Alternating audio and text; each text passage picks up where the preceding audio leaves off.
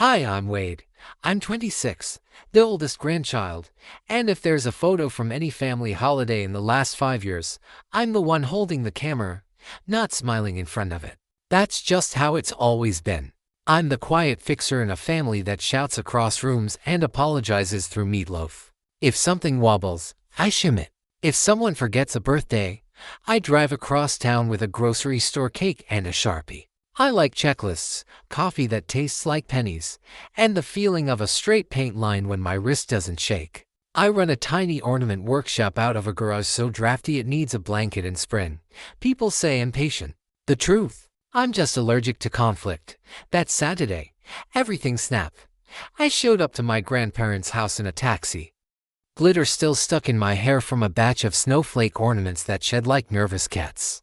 I had to sample boxes balanced on my hip and one clutched between my teeth when my grandpa opened the door in his classic sweater vest and said, smiling warm and surprised, "Buddy, why'd you come by taxi? What happened to the BMW we gave you for your 21st?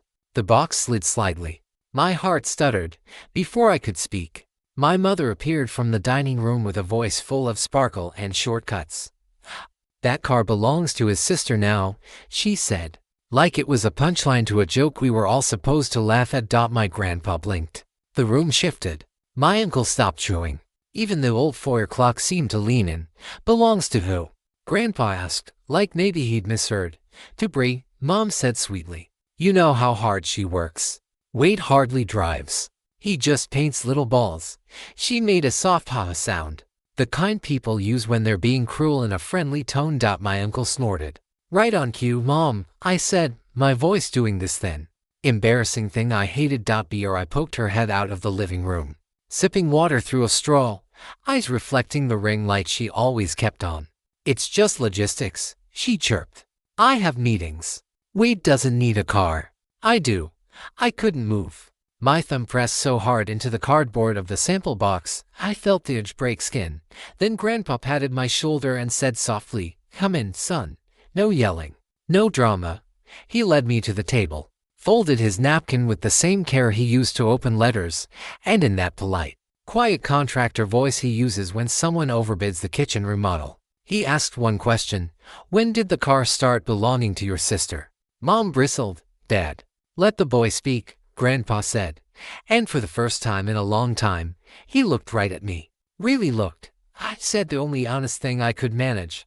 I don't know. It just happened. And that was the worst part. It had just happened, like so many other things before it. The car wasn't the beginning. It was the last dot in a long invisible line. People romanticize family businesses.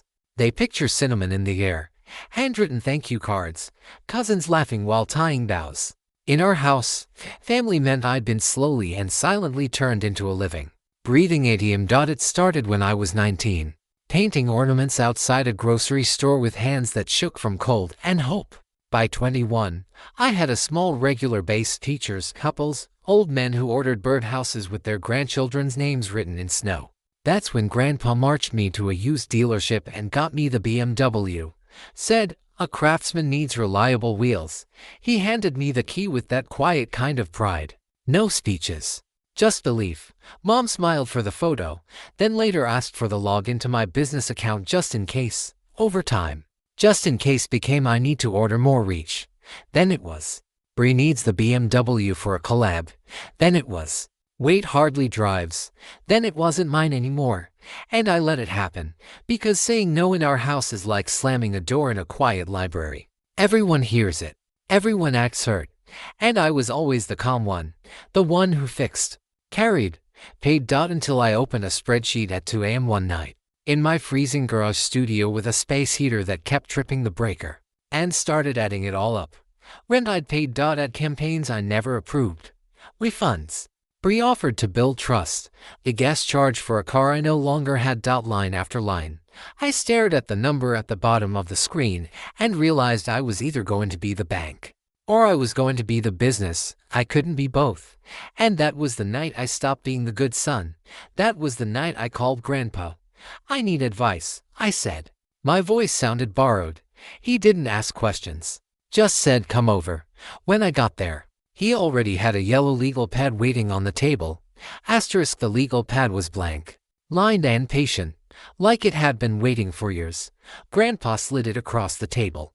"Tell me what you owe," he said, "and what they owe you." I opened my laptop, hands shaking, and pulled up the spreadsheet I'd built in the cold with frost creeping up the inside of the garage windows. I walked him through it. Mortgage transfers, utility payments, ad campaigns. I never signed off on inventory gifted to influencers who forgot to tag us. Square Reader Brie linked to her phone so she could streamline the checkout process. Sales I never saw. Every dollar accounted for. Every little theft hidden inside smiles and teamwork. Grandpa didn't interrupt. Just made a single tick on the pad for every $100. He worked like a carpenter measuring boards, quiet, meticulous. When I finished, he looked at the page. Then looked at me. "You've been subsidizing their lifestyle," he said, soft but steady. "And they've been calling it love to make it go down smooth." I blinked hard. Because someone finally said it, named it, called it theft without needing to yell. Then he poured us both coffee and said, "Okay, here's what we do." That night, I changed every password, unlinked every device, closed the joint account Mom had forgotten I could still access, ordered a new Square Reader, reclaimed my shop's identity like it was a pet that had wandered off and come home scratched up but breathing. Then I drafted a PDF. Title: Record of Transfers, and Authorized Charges, and Inventory Losses. I sent it to the family group chat with exactly 2 sentences. "Here are receipts for everything I've paid to the house since last year, plus business charges taken without consent. Return the BMW by Friday at 5 p.m. or I'll report unauthorized use of a business asset." Mom replied in 2 minutes. "Threats? To your own mother. Shame." Bree dropped a heart on her message. Then a selfie captioned on the grind. Dad sent a thumbs up. I didn't respond. Instead, I taped 2 new signs in my market booth window. One said custom name ornaments, cash card, Venmo, new reader installed. The other, family discount suspended. That second one hurt to put up. And healed something at the same time. Friday at 5:23 p.m. The BMW still wasn't in my lot. At 5:26. I clicked report vehicle misuse on my insurer's portal and sent the PDF to everyone in the family thread plus my aunt who's a paralegal. Subject line: for business. Records. My phone buzzed like a hive after that. Mom, how dare you involve outsiders? Bree, you ruined my weekend. Dad, let's calm down. I worked until 3 a.m. hand lettering names, filing receipts, drinking coffee that tasted like consequences. At 7:11 p.m. Headlights lit up my lot. Bree stepped out, tossed the keys onto the gravel like they were wet tissue, and refused to meet my eyes. "There's a scratch on the rear door," she said. I needed it. I said nothing. Just took photos. She ordered an Uber and left. The lot went quiet, except for the cheap vinyl banner I'd hung flapping against its grommets. I put my forehead on the BMW's cool roof and exhaled so long it felt like a season. Then my phone buzzed. "Grandpa, proud of you. Come by tomorrow." I slept for hours and went to the market before dawn. December markets are brutal, freezing, relentless. You smile like your life depends on it, because sometimes it does. But that Saturday morning, I felt lighter, like I'd put down a box I didn't even realize I was carrying. At 9 sharp, Grandpa showed up. Old wool coat, thermos of coffee, 6 ornaments he didn't need, and a stool he dragged behind the table. He didn't say much, just pointed at my lettering and said, "Good curve on that G." By noon, I was sold out of dog bone ornaments. One customer asked for Milo, with a little heart, while I painted. My phone vibrated nonstop. "Mom, you embarrassed us with that email." "Mom, if the insurance goes up, you pay." "Mom, we're family. Family shares." I muted the thread and finished Milo. 2 coats. Clean lines. At 2 p.m. My dad showed up. He stood in front of the booth like he wasn't sure whether to buy or confess. "Your mother's upset," he said to the air above my head. I nodded. "I won't discuss this without Grandpa," I said. He nodded too, hands in his jacket like he wasn't sure what to do with them anymore. By evening, Mom posted on Facebook, "Some children forget who fed them," tagged me. A cousin commented, "Unbelievable." Another cousin messaged me privately, "Proud of you," quietly. That's how it always was. Quietly. Until Grandpa called a family coffee. Sunday morning, everyone came. because when Grandpa calls, you come. He had two folders on the table. My spreadsheet. And a stack of documents with sticky tabs. Mom launched first. Dad, Wade's blowing this up. Bree needed support. He's punishing her. Grandpa held up a hand. We're starting with numbers. He tapped the folder. Wade has transferred just under $9,000 to your household this year and covered about $2,000 in unauthorized business charges. He also lost access to a vehicle I purchased for his work. That's theft by use, even if you didn't intend harm. Bree's mouth opened, closed, opened again. Mom laughed. Sharp and brittle. Don't use legal words. This is family. Family, Grandpa said, should be the last place you encounter theft. Silence. The refrigerator hummed like it had something to say but was too polite. Then Grandpa turned to me. What do you want, Wade? I didn't give a speech. I said 3 things. I want the charges stopped. I want repayment on a plan. And I want a boundary. My business is mine. Grandpa nodded. Good, he said. Then he slid the second folder to me. And I want you safe. Asterisk inside the folder Grandpa pushed toward me was a trust document. Thick paper, multiple tabs, and notarized stamp at the bottom. It looked like it belonged in a safe or a courtroom. I set this up years ago, Grandpa said, tapping the first page with one finger. It was meant to be for family needs, house repairs, education, emergencies. But after watching what's been called need lately, I'm reassessing. He turned to my mother, eyes calm but flint-edged.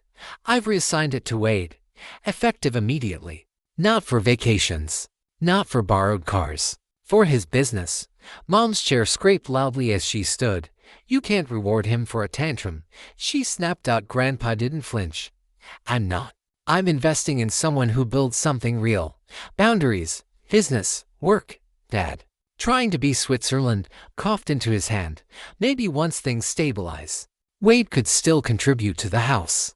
You know, help with bills. I looked him in the eye and said, quiet and steady, no. I'll bring groceries when I can. That's where it ends. Mom pointed at me, her fingers shaking like it couldn't decide who it was accusing. You us. We raised you. I smiled, but it wasn't the kind of smile I used to wear like armor.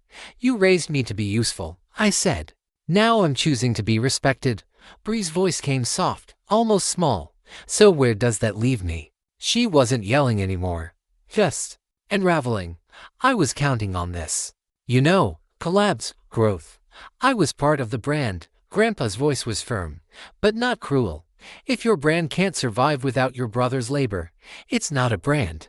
It's dependence. Bree looked like she wanted to cry, then looked angry at herself for almost doing it.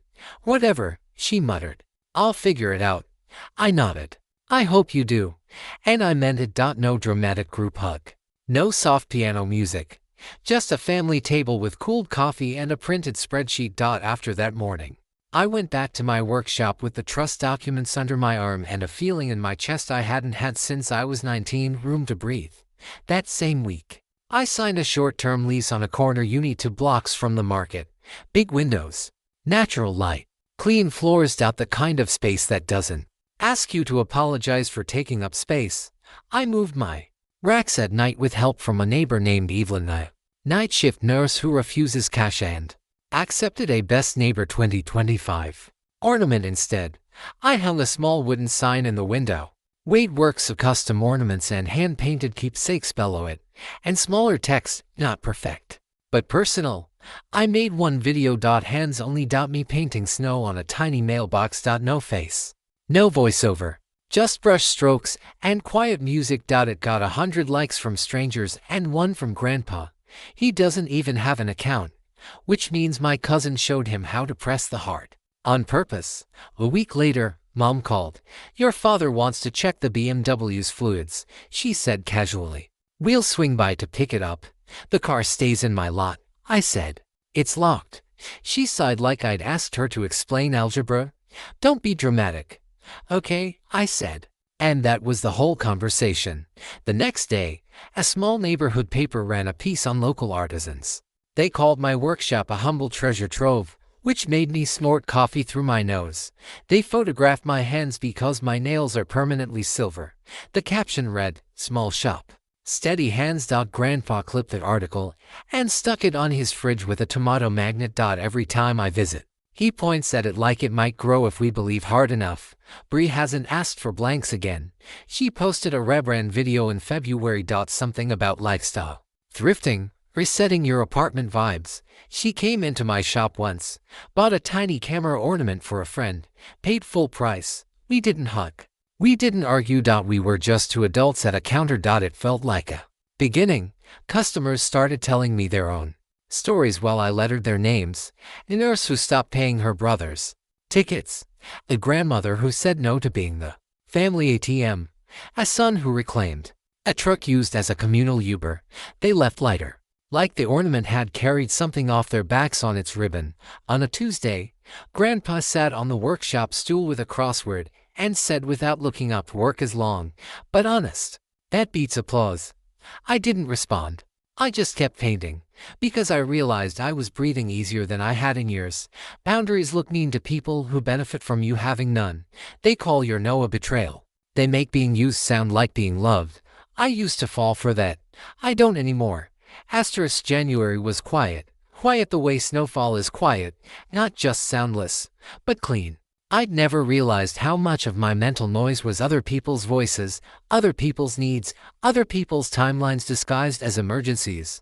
I started using real plates again, sitting down to eat, lighting a candle for no reason except that the matchbook said "slow down" on the cover and I took it literally. Jess, the high school student I hired part-time, started coming after class. She was a marvel, labeled straighter than I ever could. Adjusted my display like she'd been training for retail wars since birth. Once she told me my product shelf looked like a divorced Dead Spice rack, and then quietly fixed it while chewing gum. I paid her well. She painted a set of ornaments for her math club's bake sale and wrote "Math is merry in glitter" pen. It sold out the first time I handed her a paycheck. She blinked and said, "Wait, I thought you were like a struggling artist." I grinned. I still am. I just struggle with a heater now. She laughed. We laughed a lot, actually, because the thing no one tells you about boundaries is how much laughter they buy back. How much breathing room. Every no I gave my family opened up a yes somewhere else to a life that looked like mine and no one else's. But of course, the family didn't stop. He just changed tactics. Mom sent me a message titled "Holiday Strategy Round 2. It was a Google sheet with color-coded cells and percentages that looked like the ransom note of a small corporation. Breakdown: 60% of profits to Bree for marketing, 20% to family fund aka their bills, 20% to Wade for material. Sheer was a note in the margin. Bree also needs the square reader. Just easier for payouts. I stared at the screen until the numbers blurred. There it was again. Theft dressed as teamwork. Me. No. My booth. My products. My glitter. My aching wrists. I opened a new document titled "Everything I've Paid For." I didn't send it, not yet. I was tired of arguing in group chats like it was a courtroom without walls. Instead, I replied simply, "I won't be splitting profits. I won't be linking accounts. I've ended family marketing involvement. The car is returned. This is my boundary." Mom responded, "Shame. After all we did for you." Dad sent a period. Literally, just a single dot. Bree replied, "Over a car." Wow. I didn't respond, because when you stop explaining your no, you stop justifying your worth. The following week, I ran a market booth at a big indoor event downtown. High foot traffic, bad lighting, great sales. I brought cocoa in a thermos and 20 new dog name blanks. Sold out by 11 a.m. A woman asked for pickle with a paw print and I said, "That's my new favorite name." She smiled. "He's a menace, but a cute one." By noon, my booth was bustling. Then I saw my dad, hovering like an idea that hadn't committed to action. He picked up an ornament and turned it over. "Fisherman, 1989. Your grandpa's proud," he said. I nodded. "He says you did, right?" I nodded again. He pulled out cash, left exact change on the table, and walked away without looking back. No lecture, no request, no guilt. It felt like watching a cracked windshield decide not to shatter. Later that evening, Mom sent a new text, "If you don't help with rent this month, we'll lose the house.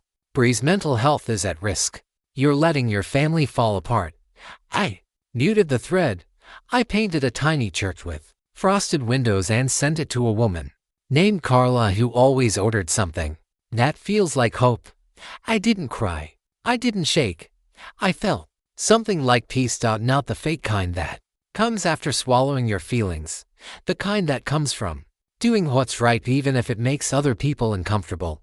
I kept showing up. Kept making things with my hands. Kept drinking terrible coffee with Jess, who insisted the silver glitter we used was low-key slaying. We played music, wrote silly display tags, made little things that lasted longer than the storms that built them. And one night, I realized something.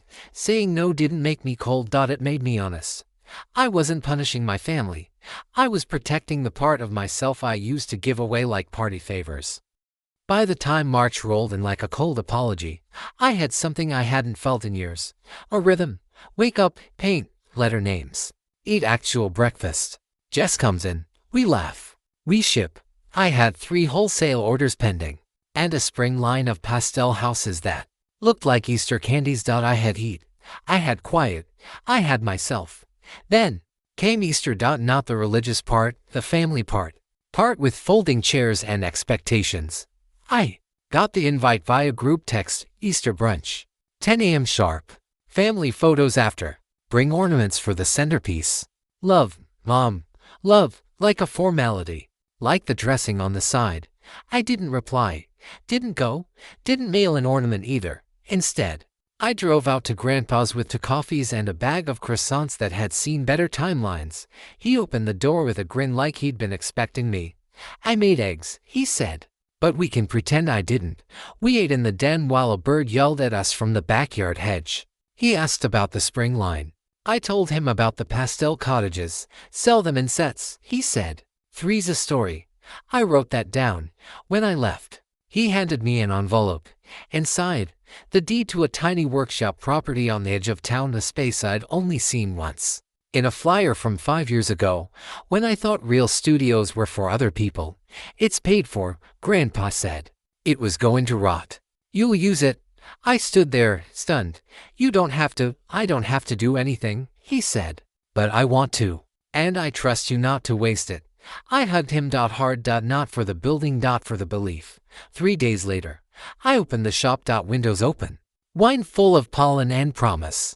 Jess painted a welcome sign that said, small things built honestly. Mom showed up on day 3. Not for a tour. Just for the drama. She walked in wearing sunglasses indoors. Like she was starring in a movie no one else got cast in. This is nice, she said, peering at a shelf. You finally got serious. I didn't look up. I was always serious. She pursed her lips. We were thinking about starting a family. Etsy. Your sister wants to sell home decor. Maybe we could. No, I said. Not angry. Just done. Or had tilted. You'd really keep it all to yourself.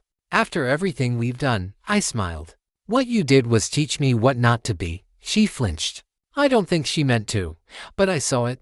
She left without buying anything. Didn't say goodbye. I didn't feel cruel. I felt free. That week, I got a message from a local art fair. They'd seen my video. Wanted to feature me as a spotlight artisan. It wasn't a national award. It wasn't TV. It was something better. A chair at a real table. People kept showing up. A woman ordered a set of ornaments with her late mother's handwriting printed on them. A man brought in a cigar box full of broken angel figurines and said, make something new from this. I did. I made something new. One afternoon, Brie came in. No selfies. No camera. Just her. She looked her own like she was in someone else's dream. I'm doing YouTube again, she said. But differently. I've been making mini documentaries. The real stuff. I nodded. That's good. She looked down. I was awful. She didn't expect forgiveness. Just wanted to say it. I offered her a seat. She took it. We didn't hash it out. We didn't cry. We just talked. She left with a small wooden sign that said, Learning Out Loud, paid full price, later. I made one just like it for the wall. Learning out loud. That's what I was doing. Every day. A customer once asked me why I didn't put weight and family on my booth sign. I told them the truth. Because this is mine. Not a shared guilt project. Not a group credit report. just mine, and I'm proud of it. I make breakable things that last. I give when I want to, freely, both hands, but I'm no one's bank. I'm not a ghost at someone else's feast. Not a card to be swiped. Not a silent sponsor in a family drama that only plays one note. I'm Wade. I build things. I know what it costs to say yes to everything. And I like what my no has bought me better. Time. Integrity. And a life that finally feels like it's mine.